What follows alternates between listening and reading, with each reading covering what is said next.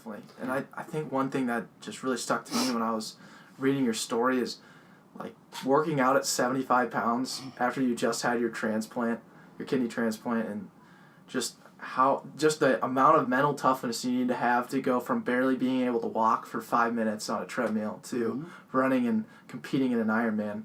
Like, that just spoke to me out of anything else, of just how much mental toughness you had. So, like, how was it just starting out and just that whole process? Well, here's the thing. I did this, so I lost my transplant. Sorry, that's right. Yeah. So, it took me 2 years to recover from that. And a few years later, I was 31 years old when I started training. Yeah. And so, I'm effectively, grown.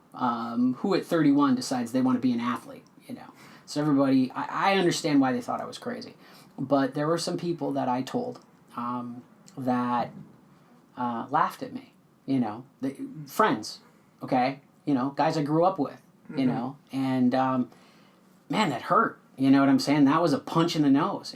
I could deal with the doctors and the nurses and everybody else telling me that I was, insane. Sure. But my friends were like, my mom being a nurse was like, you're crazy, you can't do this. And then my friends were like, what?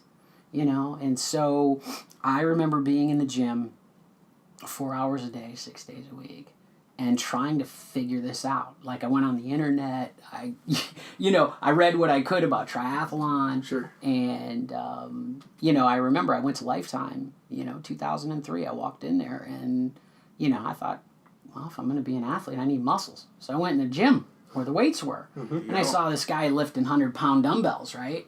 And I went to pick up the bar. I couldn't even pick up the bar. The bar weighs 25 pounds. And so then I'm like, well, I got to run. So I went to the treadmill. And I literally could not run 5 seconds. Wow. And I remember leaving Lifetime that day feeling dejected. Like, maybe they're right. Maybe I can't do this. And then I told myself, nope, I'm coming back tomorrow. And by Friday, I was going to walk 30 seconds. That was the goal. That was it. And, 30 seconds is nothing. But to me, it was this insurmountable mountain that I could not climb.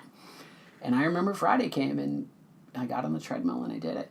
But it was that achievement that propelled me to 45 seconds. That propelled me to a minute. Yeah. And 6 months later, I met my first coach. And I'll never forget, I walked up to him. He was a triathlete accomplished. And I said, I understand you coach people for triathlon, and I need a coach. And he's like, okay. He said, well, how many centuries have you done? And a century is a 100-mile bike ride. Right. And I looked at him and I'm like, how many of them I'm supposed to have done? And he's like, are you a collegiate swimmer? And I'm like, a collegiate what? And he's like, well, how many marathons have you run? And I'm like, none. And he's like, and when you're doing an Ironman? And I go, yeah. And he goes, when? 6 months from now. And he's like, impossible, not going to happen. And I said, well, let me show you what I can do. I've been training, because I got all this confidence. And yeah, sure. I got on the treadmill and he said, all right, do a 5-minute warm up. And then he came back and he said, all right, well, show me what you got. And I said, you're looking at it. And I was literally running a 15-minute mile. Yeah. It took me 6 months to get to a point where I was running a 15-minute mile, which a normal average person could walk. Yep. Yeah. And I'll never forget the look on his face. And fortunately for me, triathletes tend to be type A. And so, I'm sure the thought that was going through his mind was, how am I going to get this guy ready in 6 months when he's running a 15-minute mile? Oh, and by the way, I'm on dialysis. Yep. And just never biked before or swam. Correct.